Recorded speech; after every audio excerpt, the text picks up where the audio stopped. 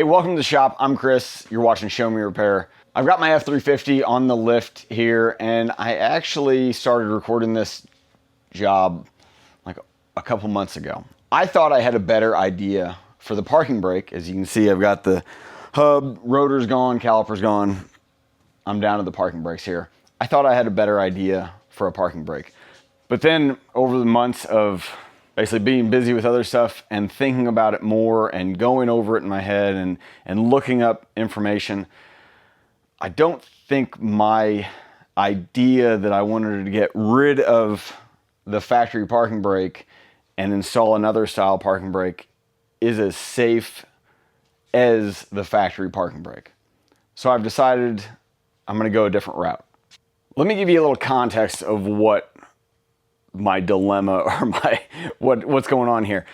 So I originally had an issue with the truck. I was using it one day, driving, I stopped and I noticed smoke coming from the left rear wheel area. I got out, checked it out, smelled like hot brakes and a little bit of rear diff oil combination. So I was suspecting, which I've seen on customers' vehicles before, the parking brakes failed.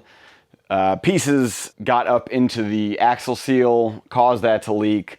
And basically the parts in the rear, the parking brakes were jamming up and basically seizing, but it was creating a drag, but it was still rolling, creating a lot of friction. So I put it on the lift, pull the left rear wheels off, and I find that rotor, you can just tell it's been hot. It's kind of a reddish color. At first I'm like, well, yeah, that's definitely what happened. The parking brake was seizing. You know, I don't know why, but I had it stuck in my head that that's what the problem was. Mainly because I do not like the design of these parking brakes, and I'll get into that in a second. I then pull the caliper off, pull my hub and rotor off, and the parking brakes are fully intact, wet from axle grease. Come to find out, it was just the caliper on the left rear that was seizing up once it got hot. And I go through the process of installing new rotors, new bearings, new rear calipers, new flexible brake lines, but I did not want to use the factory parking brake. Since I didn't like the design, I didn't even put parking brakes back on this. Drove the truck for a while with no parking brake because I had another idea. And the reason I don't like the parking brake design on this is for several things I've seen over the years. First of all, I don't like the cables. The cables are extremely long on this. They're known for stretching. They're known for rusting and seizing in the cables back at the axle. So you're always fighting something with the cables. The other thing I don't like about these is they're very difficult to get to. You have to remove the brake caliper, that's not a big deal, but then you have to pull the axle shaft out. You make a mess with axle grease. You have to pull the Ford special kind of nut off that basically holds the hub on, but also sets preload by ratcheting. It's pretty neat, but it's a process of putting it on. It's not just tightening a nut back down. You have to pull the heavy hub and rotor back off, and then you can see the parking brake assembly. And it's every time I've ever worked on one, it's always on a truck that is extremely difficult to work on, super heavy or covered in mud. It's just, I guess I've just never had a good experience with it. Over the years, put on brand new parking brakes for people, and the parking brake just does not seem to ever work as good as new. Maybe it's something I'm doing, but I've done enough of them that it's frustrating that parking brake never feels like it does brand new. So my whole idea was to get rid of the factory mechanical parking brakes and go to a hydraulic line lock. This is used on, from my experience, tow trucks and lineman trucks for electric co-ops. And it helped. I mean, it is a super cool thing. Race cars use it to do, if you're into drag racing, a line lock locks the front brakes. The way theirs sets up, that way they can heat up the rear tires by doing a burnout. And this would basically work very similar. I would use a system based off of one for a tow truck, and you can either set it up, get a kit for just the rear wheels, just the front wheels, or all four wheels. And the kit essentially, you tie it into a hydraulic brake line, a solenoid, and then you have a switch in the cab You'll apply the brake, your service brakes, the same brakes you use while driving, the hydraulic brakes. You'll come to a stop, you'll apply the brakes, you'll flip the switch, it engages the valve basically on the brake line, and you can let off the brake. It locks that fluid under pressure to the rear, what I would do, the rear wheels. It works amazing. But the more I thought about it, the more I kept dwelling on the failure points that could come up. And these parking brakes are not intended to be used long term. They're designed to be used in short-term applications, like in a tow truck, when they would need to engage these parking brakes. Say they're pulling a vehicle off the side of the road that's down in a ditch. They're doing something where they need their truck to really stay in place. And then when they're done, they disengage it, do what they need to do, go down the road. It is not really intended as a true parking brake. And just the more I thought about it, I didn't want to have an issue. This truck's got 500,000 miles on it. It's 20 years old. What if I install that and I have a weak point in the hydraulic system and I have a failure? So that brings us to now, where I've actually decided I could possibly have both. We're not going to do both in this video, but in this video, at least I'm going to finish off installing the rear brakes. I'm going to install all new shoes, hardware, backing plate. The cables on my truck look to be in good condition from the midsection up to the pedal. The pedal still works properly. The brake light comes on when I push the pedal down. That's good. Don't have an issue there. But I am going to replace the cables at the rear axle. So at this point, let's go ahead and install the rear brakes on this, and let's see if this parking brake works.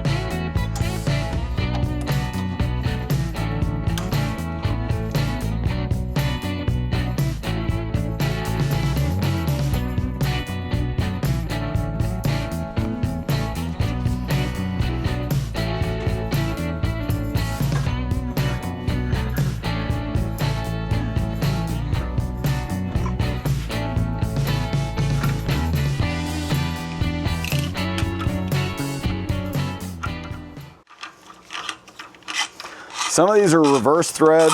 I think it's weird. Sometimes one side can be right-hand thread and one side would be left-hand thread. And I can't remember. This one's obviously right-hand thread. This one will torque to 70 foot-pounds. And I want to spin this while, in the process of tightening.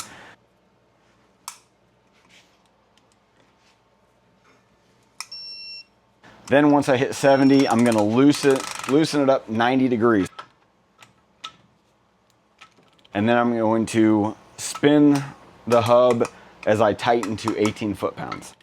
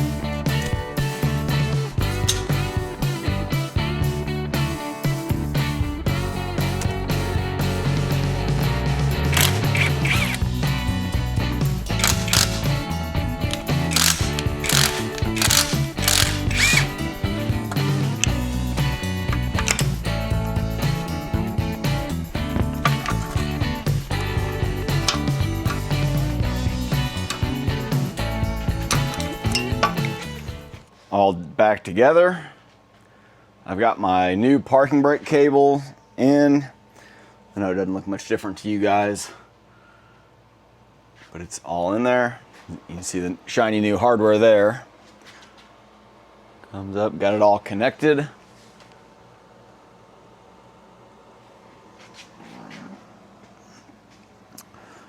Now we're ready to adjust the parking brake shoes. And this is another part of it that I do not care for. You can see the adjuster in there, way back in that little oval hole. And that's the difficult part about this, is it's very difficult to get anything in there and adjust.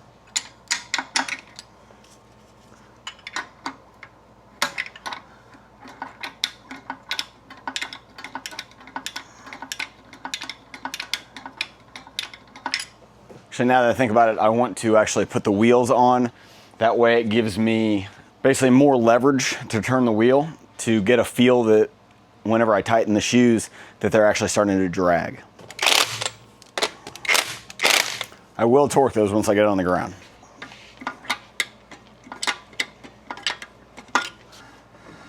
Starting to hear a little bit.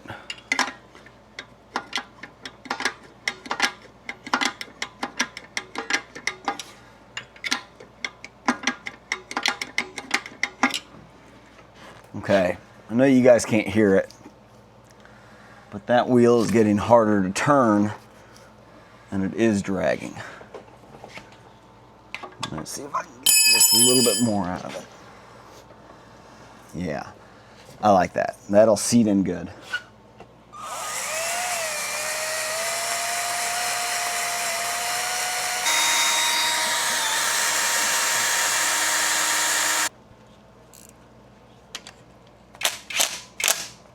Okay, now that we've got the wheels all on, I drilled out that bolt. We were ready to let down and torque the wheels, but first, see I got a jack stand under the right-hand side, and you see there's more space under the right side than the left side of the wheels. What I'm trying to do is get diff fluid to flow out of the center over to the bearings in the left side, and I'll probably wait 10 minutes or so, and then what I'll do is I will move that, raise it back up and move that jack stand to the left side to get fluid to flow to the right side. Once that's all done, I'll check my fluid level back here at the rear diff cover, and then we'll go take it for a drive and check the parking brake. Okay, I just pulled the truck out of the shop, and there's a little bit of an incline going down to my shop, and it's not gonna look like much on camera, but I'll show you here in a second. If I put it in neutral, the truck, I'm pointing downhill right now. If I put the truck in neutral, it'll start rolling a little bit, and then I'll show you how you can put the foot on the brake. Okay, we'll shift to neutral. Start rolling.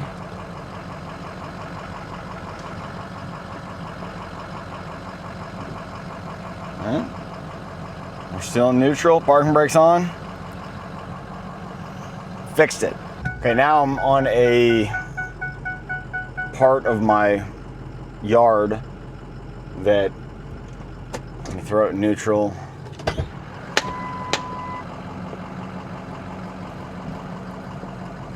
We're rolling.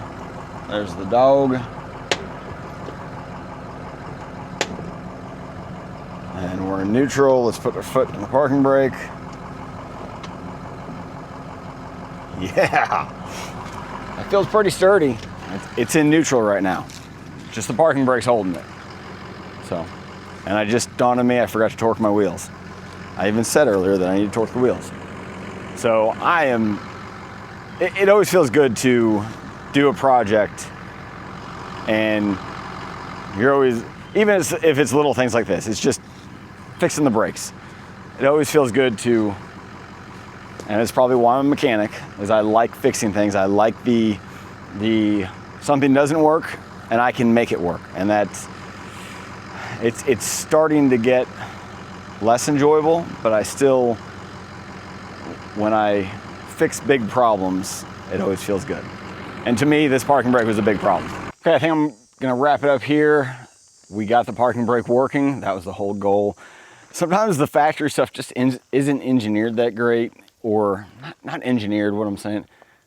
It's not that easy to work on. Like, those brakes are buried, as you could tell. If I needed to go in and do some adjustment that I couldn't get to or something, it's a pain to get to, but when it works, it works. And a mechanical parking brake is gonna be better than a hydraulic one any day. Maybe not any day, but you know what I mean. It's theoretically is more reliable than hydraulic. Anyway, I think I'm gonna wrap it up. Let me know if you guys even use your parking brake. Do you even use your parking brake whenever you park? I do in my manual, little manual Focus that we have every time. In that car, it's ingrained in my head to set the parking brake. But any of the automatics, it's not. And I always get a kick out of it whenever I get into customers' cars that the parking brake's always set. I get a kick out of it because you normally don't, and myself, even in an automatic, I don't set the parking brake. So let me know in the comments if you all set your parking brake. I appreciate you guys for watching. I'll see you in the next one. Thanks a lot.